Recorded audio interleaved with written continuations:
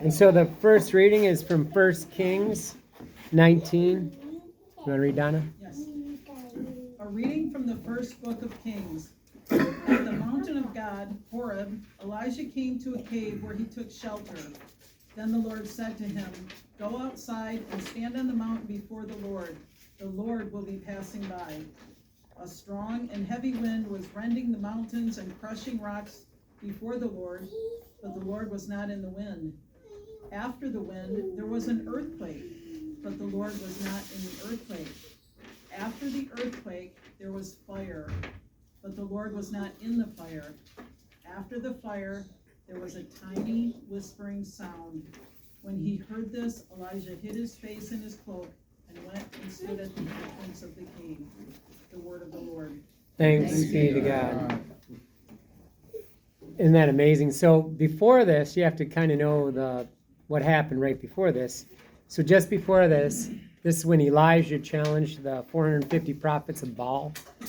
And God sent fire down. And basically they were all killed. But then Jezebel got furious and she sent people out to kill him.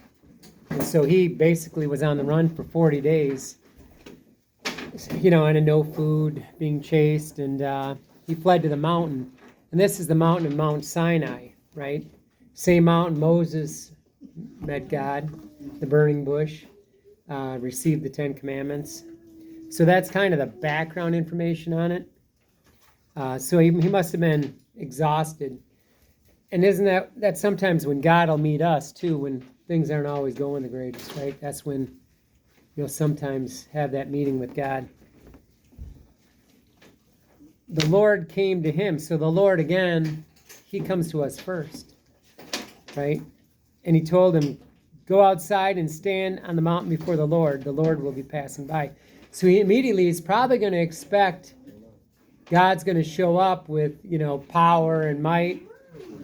And think about this, a strong and heavy wind was crushing rocks before God. That would be pretty terrifying to see wind crushing rocks. Think about that.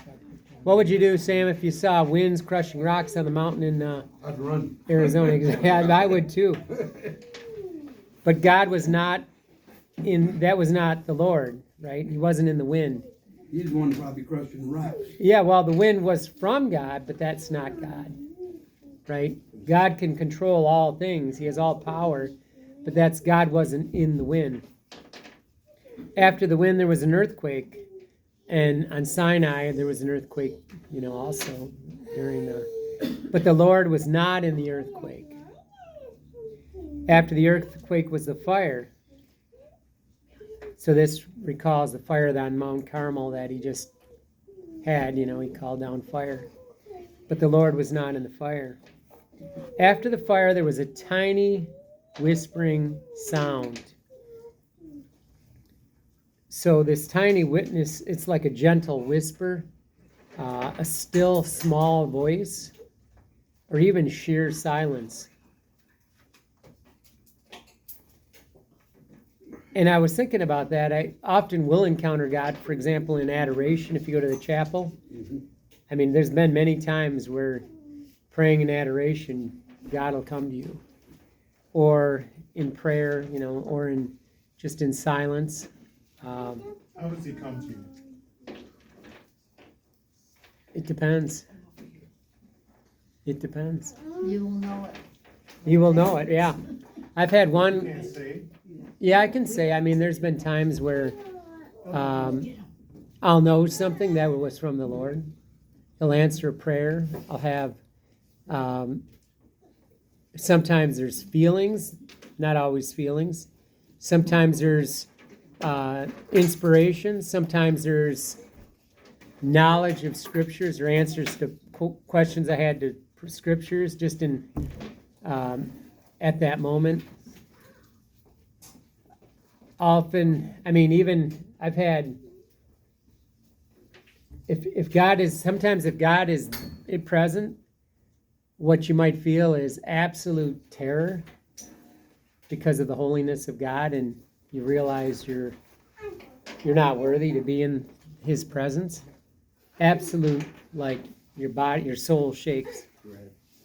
And so those are just some, I mean, and God can appear to people, and I mean, as many people as there are, he's going to appear in a way. He's going to, that, but typically if you're watching TV or busy with distractions, God may be trying to talk to you, but you're busy and distracted. So it's very good to have time quiet and alone and just prayer, just you and God.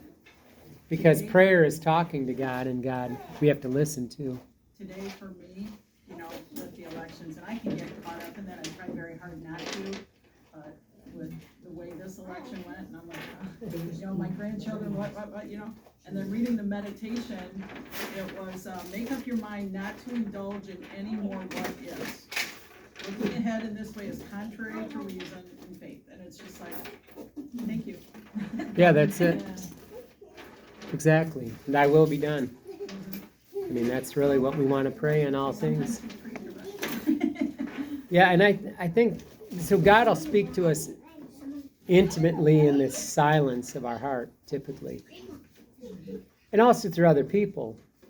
God can speak to you in a license plate. I mean, it can happen. My dad, I know there's been people, because he sees you on his license plate, and it affects people. What does he get on his license plate? He sees you. He sees you. Yep. Or somebody else said one, God first, right? I mean, so it just really, I mean, God can speak to you in a lot of different ways. Through people. Through saying something, you'll be changed. It'll affect you in a way that maybe it wouldn't have. You know what I mean? And God works through people too. He'll use us. I mean, if we show up, he's going to use us, because there's so few showing up to be used. that's kind of what's going on in this time now, is that he's using the people that say, here I am, Lord, use me. And it's not because of anything special, but we say, the first thing you have to do is say, yes, use me, Lord, if you want. And I think if you do that and you're available, just keep showing up. That's the biggest thing. It's like, if you want to be good in anything, what do? Just show up. That's the first step. Because people who don't show up, Don't get it. exactly. I tell them, those that come with them, they get. I also add in here, so Elijah hid his face in his cloak and went and stood at the entrance of God. So when we're in the holiness of God, sometimes we'll be ashamed and hide ourselves, because when you're in the infinite holiness of God, your sin and imperfection is overwhelming, because God's infinitely holy, infinitely perfect, and it's hard to describe, but your And you whole realize how much you've hurt him by your sin. right. That is right That's there. part of it, but I think part of it is just, it's just the infinite nature of God. It's overwhelming. It's can't really explain it, but your whole body and soul trembles. It's like, and really that's good, because that's the fear of the Lord. We're all called to have this fear of the Lord. We should have a holy fear of the Lord, and we should do everything we can not to offend God. Right? No. That's important. And so I mean, we went to Audrey and I went up to the Solana Center on Saturday. And we just spent some time there and went to confession, spent time in prayer in front of the tomb. And you'll have, and often, I remember Rich would always say, he's like, well, what are we going to do to get this Bible study? We need more people and this and that. And I said, we're going to go to the Solana Center, and we're going to write a little prayer note. We're going to put it on his tomb, and that's it. And he's like, we can do marketing. We can do this and that. And they said, what are you going to do? And I said, we're going to go to the Solana Center, and we're going to write a little prayer note, and that's going to be it. And after a few years, what he did, him and I are both going up to the Solana Center and writing the note, because What is the Solana Center? so there's a saint. I mean, he's not canonized a saint yet, but he was a porter. He was a Capuchin monk priest in Detroit on Mount Elliott at St. Bonaventure Church, and he would open the door for people. and he would listen to their prayers, and everybody knew him as a holy man. People would line up just to talk to him, and lots of miracles happened. Father talked about the multiplication of loaves that happened when he was there in his homily just the other week. I have a blog I wrote on my website about Father Solanus, and it's pretty detailed. He actually started when he was young. He was in a train, and he saw a woman brutally stabbed by a drunken sailor, and that just changed his life. And at that point he joined, and he was uneducated. I mean, he couldn't understand. He was like, they wouldn't let him get a full ordination because he didn't have enough smarts. I guess would be the way you put it. And so they made him a simplex priest, so he couldn't even hear confessions initially. And so he was just a simple, humble monk, very holy, prayed, and miracles happened.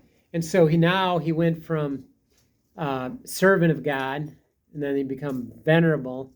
And when there's miracles, that are confirmed by outside science, he became a blessed. And Charlie and Dennis, we went up to Ford Field. There were 70,000 people there in 2017. And so now we're just waiting for the full canonization. But there's a place, if you look up Solanus Center, Solanus Casey Center in Detroit, it's definitely worth the time to go there. You can pray at his tomb. Confessions. You can go to confession. They have confession all day from 9:30 to 4:30. Except on Mondays. Solanus what? Oh, they are closed on Mondays now? They don't do confessions on Sunday. They have it on Saturdays, though. Yeah, 9:30 to 4:30. Go ahead, Gary. He's beatified now, right? He's blessed. Yeah. What's the difference between blessed and beatified? What's that? Yeah, no, it's just, that's the final step. So like Padre Pio is full canonized. But the steps they have are servant of God, which means he's shown exceptional. So it's kind of degrees in heaven. They don't make somebody a servant of God if they're not in heaven. Right. And then it's venerable, and then it's blessed. And so there's levels of investigation and miracles and just his impact. And then he's at blessed, and they're waiting on the last one. So we'll see what happens, but it might be next year because it's... Well, they weren't investigating one of the miracles. Yeah, he's had a lot. There was hundreds of miracles while he was alive, but mine could have been a miracle. I went and prayed to him, right? When I went up there and I wrote, "Thank you for healing me of cancer, through your intercession." I don't know what, it was either him or servant of God, Vernon, who I knew also, he had a stigmata. Is he a servant of God? He's servant of God, yeah, in Escanaba. So we're so blessed to have these, and holy people. And really, he was just the one. So Vernon, I met, we went and prayed with him. He was just a kind grandfather. And he had the stigmata, which is pretty amazing. He was a World War II vet, and he just went to work and had a holy life. And God told him, "You're going to pray with people." And people were healed when he prayed with them. Lots of people. And he prayed with like 20,000 people. He didn't really do any, talking or, like he just prayed with people. And we went to his house and prayed with him. And that's when I brought him this relic of St. Francis, and he prayed with that. And he was really affected by it. But so that was pretty amazing. But Father Solanus, that's definitely, in those moments when you're there and praying, God will speak to you sometimes. I don't know how many times, sitting there in confession, God speaks to you. You're just there praying, and it's just a holy place. And so I would recommend it for everybody here. There we go.